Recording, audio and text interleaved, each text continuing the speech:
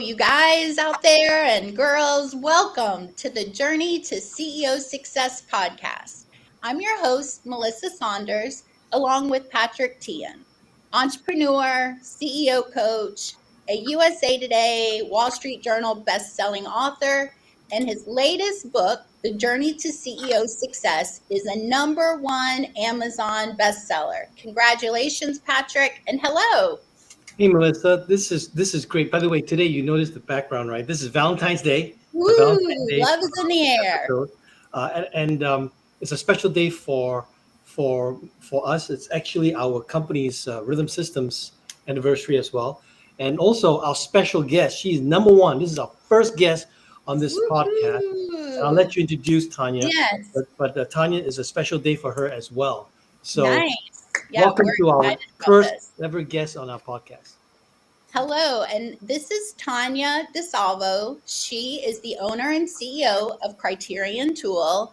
That is a precision machine tool shop located in Cleveland, Ohio, and they serve the no-failure industries. Now, tell me a little bit about that, Tanya, and thank you for joining us today.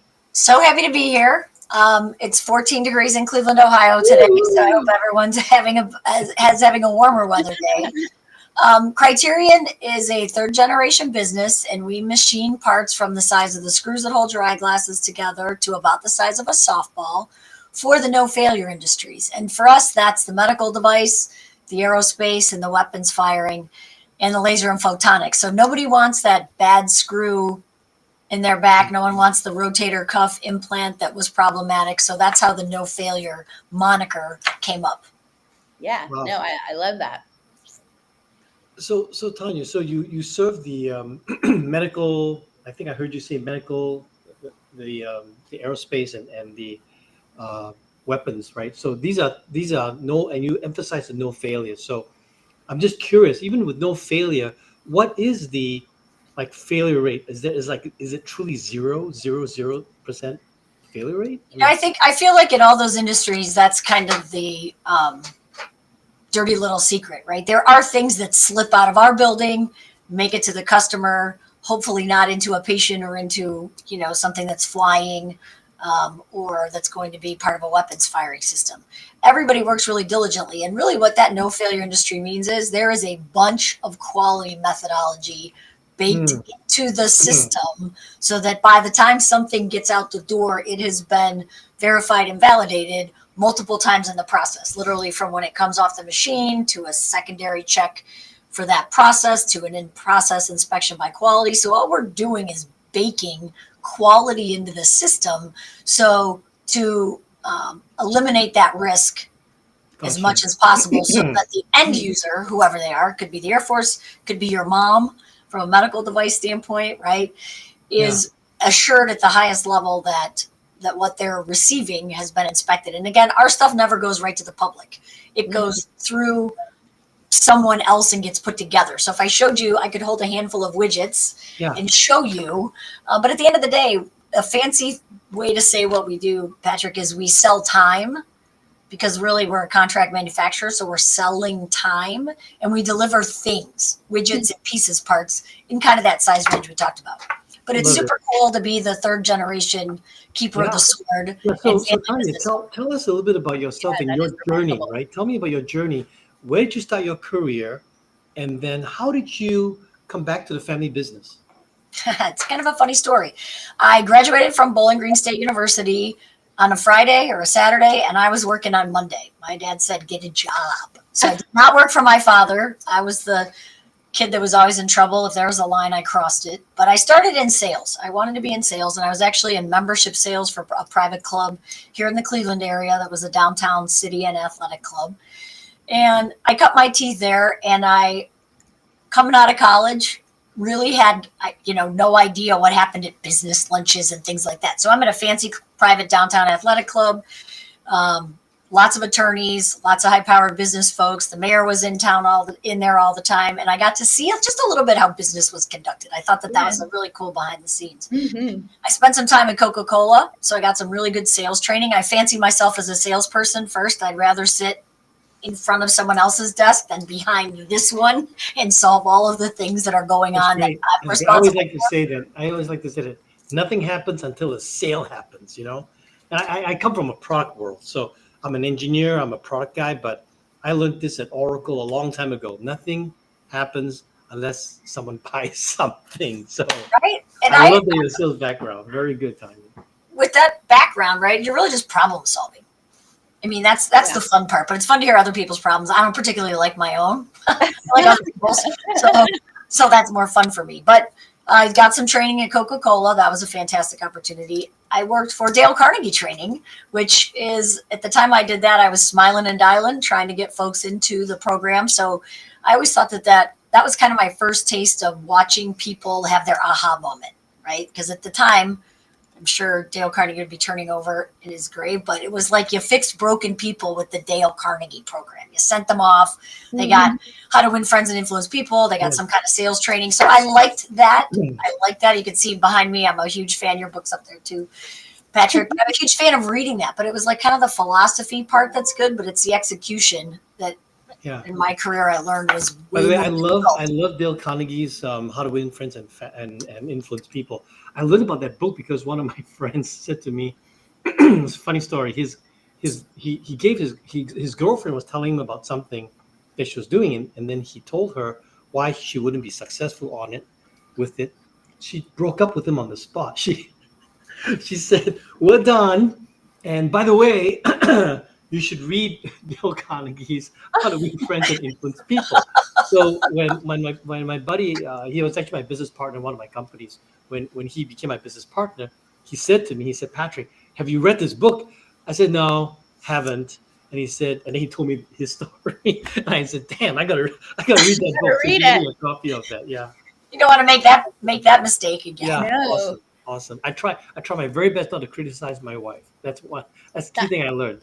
Don't That's- criticize. Key takeaways I had from that was, don't criticize people as much as you can. And, and Especially. a drop of honey works much better. So You're anyway, right about that. yeah. That's great. So after I did the Dale Carnegie deal for a while, that was difficult because as a kind of relatively new person in the workforce, sort of fresh out of college, nobody wanted to hear from me. I didn't have a lot of real life examples on why I thought this was so good. Yeah. And then I went to work in the automotive aftermarket. So I sold advertising space and for a company down in Akron. And I bounced around in sales territories. Like I was the newbie. So everyone had kind of the country was broken up. And then there was Tanya's, which was everywhere that nobody wanted to be. And I loved working for that. That was a family business. And Bill, who was the CEO, I think at the time and still is, was a good mentor. I also, I had a good sales guy. He was a good mentor just to observe owning a company with that many people. I mean, it wasn't huge, but it was like maybe a 60-person organization at that time. And I enjoyed selling. My dad, all this is going on, right? My dad was always my confidant. I am very much like my dad. The apple did not fall too far from the tree, right? So it was fun to listen to what he had to say. But as soon as I got the chance, man, I was ready to not be under his thumb anymore. Have a sales background also? No, my dad was in manufacturing. He ran the shop. He ran the machines. Right. He had a degree in business from Bowling Green, and him and my uncle and my grandpa worked together for many years. But by the time I was ready to leave Babcock's, they moved into this building and we're going to hire a salesperson. Okay. And I saw the ad and I literally mailed my dad my resume and said, "No, you did not." That's great. I said, "Hey, I would like to think about working together." So the whole time, Tanya, was he not in your ear? Come work for me, or did he want you to kind of spread your wings outside of his organization? I'll be honest, I don't even know that it occurred to me that I should be working for him. Really? Like it was just what he did. Right? Like he went to work, and at that time they were in a smaller building, and math was never my strong suit. So if he ever thought that was going to be where I ended up, it was not obvious for sure. I was not an engineer by training. I was in sales. And so the automotive aftermarket wasn't really technical sales, but I covered 7 different aspects of the automotive industry. So I was in tire and rubber and body shop. I was in cool things, seeing how other stuff got made. So when my dad, when I sent that in, it was very interesting that he was astonished. I was astonished that maybe this was going to be a good idea. And the one gentleman that worked for my dad was an accountant, and he was from Ernst and Ernst, just to give you some idea. So it's been like Ernst and Young, Ernst and Winnie, and now it's just E. Now it's just E and Y. But he was the original, I feel like, older than dirt guy. And he said to me, "There's like 3 things that happen, Tanya, should you choose to go work for the family business. You work for your parents, you don't get along with them, you break up as a family, and they die, and you get the money." Like, that's gross. He goes, "You never work for your parents. They do their thing, you do your thing. They build whatever they're going to build. They die, and you get the money. Best option. Option 3, follow your path. As you work for the family business, you figure it out. You toil under your parents, and they die, and you get the money. So go with option 2. I noticed that all 3 options, they die, you get the money. So. Yeah. The path of least resistance probably would have been option 2, but I thought it was cool, right? I knew sort of what my dad did. I guess I didn't really know all of it. I knew I could sell stuff, so I had to figure out who bought what we sold. And so I came on board Valentine's Day. Yes, this is a of special day for 1998. you. This is like my 20th year anniversary, 27th year anniversary of working for Criterion. So when I started, I don't know that I had great plans to run it. I don't even know that it entered into my consciousness that like entering the family business came with a thought that maybe one day you would take it over and run it. No, Never. Do you have other siblings, Tanya? I do. I have a younger brother, and he graduated from the University of Miami down in Florida and never came back to Ohio. So he's into, he's an environmental scientist and works for the state of Florida, and it's probably 88 and sunny there today. Ooh, And nice. he, so my parents had to figure that out, right, a little bit in the estate planning piece. But my dad and I worked together for many years, and it was great. So I would love for you to give a few points of thoughts or wisdom about working with your dad. First, I want to know, like, did you enjoy working with your dad? How was your journey there?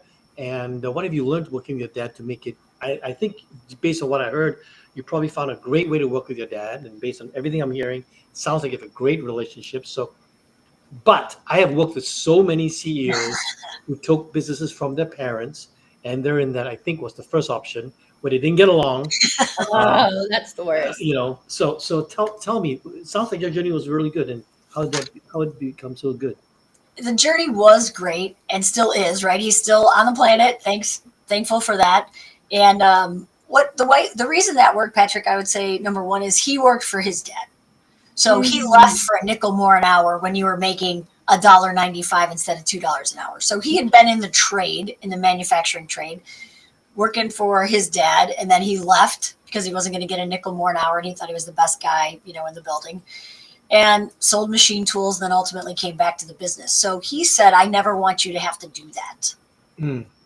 So a lot of that kudos goes to my dad, because he knew what he didn't want. And I would tell you that I probably pushed all the buttons anyway, because I just roll that way, not intentionally, but just because I am his daughter and I am very much like him. So I sort of know where those buttons are. So it worked well when I did sales. I actually spent a year out on the shop floor learning what we did. I did stuff where I couldn't get hurt, but I came in at gone were the days of golfing and lunching and picking up my dry cleaning. I worked bell to bell manufacturing. We were working 11 hours a day, 10 hours a day, half an hour lunch. I was exhausted. I was a mess, to be honest with you. But I learned how we do what we do out there. Like, I was shipping and receiving. I was tumble girl. I deburred parts. I saw how things got made. I learned a little bit about, I kind of had a pseudo apprenticeship program just to know enough to be dangerous, because I'm going to be sitting across from people who are engineers. I'm sitting there telling them I can solve their problem. I better be able to walk in and know enough, because I was confident in my ability to get the appointment, right? But I don't know that I was confident in my ability to sell this stuff. So I'd ask a bunch of questions. I've been good at that. I think that's one of the things that continues today. And I come back and I ask my dad a bunch of questions, or whoever, and then I go back and report the answers. And as I got better, that gap between my questions and answers and what I could do on the fly closed. Sure. And And some of it's still technical and sometimes I don't know. I call it Tanya talk. Like we're going to break it to the simplest level. Yes. And if I can explain it back to you and you get it, then I did it. Then I could go back to my people and kind of solve that problem. So we worked together, my dad and I, for many years. I kind of stayed in the sales. For the first time, after I morphed into operations a little bit, he got to take a 2-week vacation. That was fun. Nice. And then we started talking about, like, what if we decided maybe you wanted to take this over one day? So I ultimately took over the business and bought the business from him in 2010, but it was 7 years, like 2001, 2, when we started talking about it, because there was just a lot. I don't think he thought I could do it, right? Even this is how, and I love my parents and they're going to laugh, but this is how they saw me. Of course. Right. 2 little pig girls, still obviously celebrated a bunch of milestone birthdays since then, but that was their little girl and they wanted the best for her and didn't want her to be overwhelmed with all the things, probably running a business, because my dad was well aware what those things were, way more so than I was, and playing in such a male dominated industry. True. Tanya, in high school, like who was Tanya in high school? Were you sporty girl? Were you, in the smart crowd? Tell me, where were you? I knew there was a smart crowd. Yeah. They do exist. They do exist. They were friends of mine, but I was kind of the sporty girl, right? I mean, I played tennis, I played volleyball, I was the cheerleader. I had my car taken away because I didn't get a good enough grade point average. Like my dad held a line like nobody's business, right? Yeah. So I learned accountability. Oh yeah, I did very much so. You learned accountability. Very much so. And I'm probably somewhere in there a people pleaser. Like I like when everyone's happy, but I have no problem, not then and not now, making a decision. So you could look at that like in high school, boy, that's bossy or that's this. No, we're doing something because we're not sitting around still talking about whatever it is the thing we were going to do. But I would say I'm pretty tall. I don't know if you can tell sitting down, but I'm 5'10". So I was always tall and lanky and kind of just blurpy. Yeah. So, I don't know that I was in the coolest kid crowd, but I managed to bumble around through high school okay and came out unscathed today. And still have some of those same friends, right? In Cleveland, it's like once you kind of get that friend group, a lot of people move flow, but a lot of folks seem to come back to Cleveland. So I still have some of those same folks as my friends today, which has been really helpful for my workforce because they stick around too. So I'm love that. So tell me, from 2001, you started talking with Dad about this, and in 2010, you actually took it over. You said you bought the business from him. So you actually bought the business. So that probably gave him a good financial outcome as well. And what inspired you to do that? What inspired you to go from, because you said when you started this, you didn't think about taking the business over, but at some point, something inspired you. So I'm curious to know what inspired you and what's your dream today for the company? So I think what inspired me was,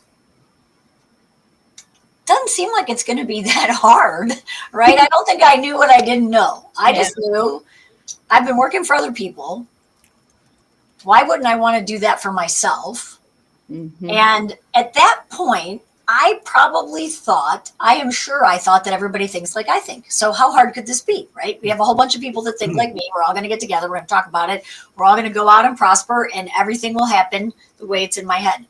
Yeah. Wow, was I wrong? Wow, on so many levels was I wrong. But I didn't know that at the time. I just thought people solved problems like I did. Things got done like I did, like I thought about them. And so I learned quickly that I thought the leader and the manager and the owner had to know all the answers, right? And I would defiantly make the decisions, and it would be my way or the highway. I'm probably sure I said those words more than one time with about this much understanding of what's going on around me. But I said, you know what? That doesn't make sense.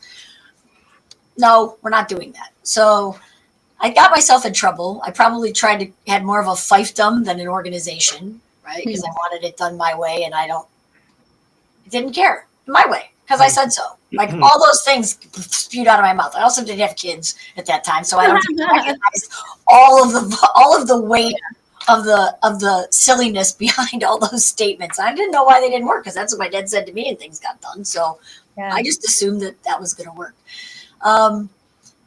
As I went through kind of my career of trying to figure out, we have all these wily veterans of manufacturing experience. Why can't we get things done correctly and out the door on time? Because those are the two kind of scorecards that we have within the business. So why not? And if we've always done it that way and it didn't work, why do we keep doing it that way? Why are we showing up and beating head on X every day, knowing that we've done all of these things? So I'm a gadget girl or a tools person. If you give me a good tool, I can execute on it well. If it's too confusing or there's too many details, I get cooked in the squat and I can't push my way through. But someone came to us with a way to run the manufacturing floor. And I thought, oh, I get that. We're going to put that in play. And my dad says, no way. That velocity scheduling, there's no way that's going to work. I've been doing this for 50 years. I said, I don't care. If she says we're going to stand on our right foot and drink Kool-Aid in our left ear through a purple straw, we're doing it because I don't know how any other way to think about it. I had no experience and I was tapped out. So all those books behind me, Patrick, I really thought I could do it better. To be honest with you, I read all the books. I like that stuff. It inspires me to read about how other people do things. Yeah. But the execution of said things is really what I have come to understand makes the difference in our organization and with anyone else's. It's not all about the talk. It's about getting everybody else to buy in to do things. You're giving me goosebumps. I know. Which is my middle name. So thank you. Now in this journey, what happened when you bumped with Dad? We're going to stay here for a while because this is so interesting for our audience. We have a lot of folks that are also family businesses. Yeah. In this transition, when Dad says, no, I'm going to do that. And you're like, we are going to do that. I'm guessing by then you had already bought the company, but was it difficult for Dad to go, okay, I don't think you're right, but okay. So there used to be a TV show on, and it was like a father and son motorcycle building company. I don't know what it was called. They were out in California. The dad was a big muscle guy. The kid was kind of a punk. I don't remember the name of the show, but they'd throw chairs around. They had screaming matches at each other. First of all, I can't ever imagine that happening, but that was not anything that happened to us. But what would happen is he'd close the door and he'd say, until you get the chair and the talking stick, it's my way. You can have ideas. You can contribute to the group, but you're not making any decision until I say it's good. And if you don't like it, you're still going to have to like mine. But this is before you bought the company from him? When I was operations manager, he was still owner and president until we picked in 2010 was the year that he left. He picked his retirement date. Like as we got closer, he picked he picked the year because it was so far pipe dream down the line. We couldn't imagine. Then he picked a date and it was Christmas time. And we told everybody, like, Dennis is leaving. He started being out of the facility a little more often. We tried to document everything and get all the tribal knowledge out of his head. Yeah. Right. So when he left, things didn't go everything had a process. We all kind of knew what it was. So he left at Christmas time and we thought we were in good shape, right? We had to tell the banks and everybody that was our shareholders and our stakeholders. I didn't want our people to leave. I didn't want them to think that I was, some crazy lady. And I think over the years, I earned some respect. And there's always some people that like Dennis better. I mean, to this day, there's still some guys here that are like, we should talk to Dennis about this. Well, right when he left, I said, the first person that calls my dad about a problem that we have not gotten together to solve, and I'm not the one that makes the call, gets fired. Yeah. Don't even go there. Don't call Dennis. Don't call Dennis until it's time, and I'll make that decision. Somebody called Dennis, though. I'm sure somebody tested that. No, I never did, not to my knowledge. I'll be honest with you. And I think that my dad was really surprised. But the one piece of adage that I've said all along is no decision is a decision. So when I was out of the office or and there was this uneasy ground, right? What would Dennis do? We all said that for a long time. Yeah. Because they didn't want to get yelled at. And then what would Tanya do? Because we don't know enough about her to know this.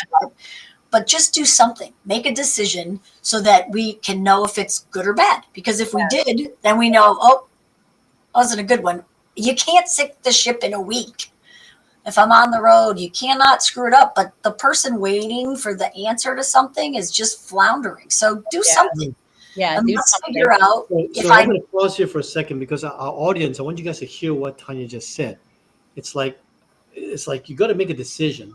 Otherwise, everything just pauses, and that's worse. Yeah, that's worse. And people don't often think about that, Tanya. So I really want to thank you for that thought because a lot of people, they freeze and they get scared and like, I'd rather wait for fill in the blanks, whatever Yeah, the right. person is. But you're so right. It's like I Mhm. always tell people that the world does not wait for you. I'm sorry. Like you may not be ready. It's too bad. The world doesn't wait for you. Your competition's out there. If you got a deal to sell and you're like, I'm not sure how I want to do that. Let me wait till next week to figure it out. Boom. Your competition probably sent a proposal already, right? So you Yeah, can't that's right. wait. You got to make a decision. And if you did made it wrong, you learn from it. That is a really nugget for people to take away. Thank you. Well, it's what the other part I find really stressful about not making a decision personally, and I think it's worked its way through the team, is the amount of sideways energy you're spending grinding on that Headspace. that you're not doing something else with. So if you're not doing that, you're probably not doing the other things well because that's just lingering. And the tough part, I think, Patrick and Melissa, you'd probably agree, is you know what the right decision is. You just don't like it. It's hard. Yeah. In your gut, you gotta. That's why the supervisors in my leadership group. That's why they get paid the big bucks is to make that call. And if it's wrong, we'll pivot. Yes, that's so good. That's it. That's all there is to it. We'll figure it out. I got two more important questions I want to ask you. So I want to, before I do that, I want to know what your dream is. I haven't heard what your dream is yet, but tell me your dream very briefly because I got two really important questions I want to ask you. I'm not sure that my kids will ever come back up in the business like I did. So my dream is literally to build Criterion into a great organization that all of us can take time away and step away. And the company continues because we put such good processes in place. So I tell the team this all the time. I don't want to remodel the house and sell it the day after we remodel it. I want to live in the house I just remodeled. Right. So I kind of look at the business as that. We're putting all these things, we're doing all these things so that everybody can enjoy their job and enjoy the business because we're doing all the right things. So to me, the dream would be that Criterion, we continue to grow and prosper. We're able to build a successful organization. We have a great run and everybody likes each other. One of our core values is fun. And I think that I want to build a kick-ass workplace in the future so that people want to be here and want to be here working. I think that that's so important, especially in today's day and age with all the nonsense going on. We need people in this building. COVID was not good for us, right? We need to be in this building. Zoom, COVID made a lot of things possible. We get to do this kind of stuff, lots of things that have come out of it. But for manufacturing, you need to be here in the building. And manufacturing is kind of the ultimate team sport. So I'm looking at it as my dream is to build the best team to continue Criterion's organization onward. Awesome. So my last two questions for you, and I got like 2 minutes for this. The first one is, it's a time machine question. With your experience today, if you travel back in time to a critical crisis or critical opportunity, can be good, can be bad. As a CEO, what advice would you give your younger self with all your wisdom today? Make the decision. Because I think about all the things that went sideways. I either didn't decide fast enough or I didn't decide at all and I got swept up in whatever happened due to the non-decision. And it's kind of paired with, I like lots of things. I like Mach 50 with my hair on fire. I like lots of plates in the air. But I've also learned that less is more and you can get more done with less to do. So like addition by subtraction has been so good for us as an organization. Okay. Thank you. So my last question, and this I'm going to ask all my guests. So you're the first guest.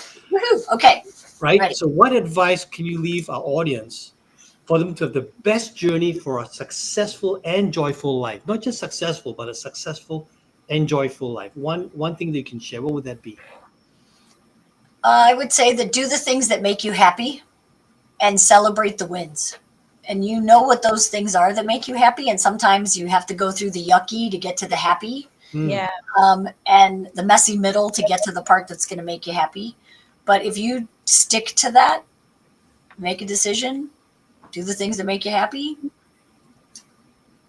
it's been great. It's been a great ride. I would say that those two things for me personally have really made a difference in doing the right thing by my standards, right? And it's tough. You got to stand up to what other people decide is their standards, but mine are mine. And if I'm happy, I'm good. I can tell you why we did it that way, and I'm okay with it. Tanya, you are our first guest, and you just blew me away. Totally. Yeah. You set such a high bar for us, Tanya. Thank you for your story. And wow, I am definitely encouraged and motivated by really great thoughts. And I want to thank our listeners again for tuning in. I encourage them, if they haven't done so, to buy Patrick's book, The Journey to CEO Success. We have our QR code. You can just scan that. It's available on Amazon right now for $9.99.